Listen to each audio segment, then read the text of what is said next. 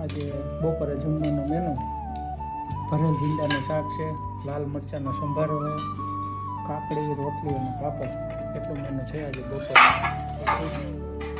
આપણે પણ આજે સેમ મસ્ત રોટલી, ભરેલા ભીંડાનું શાક, કડકડો પાપડ અને મરચાં અને ટીંડોરાનો સંભારો અને થોડુંક દહીં નાખેલું છે. બાને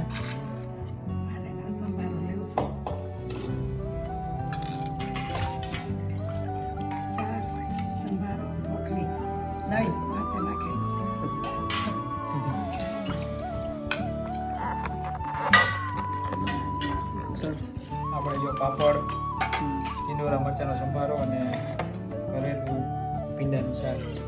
ગળ લેવાનો બાકી છે.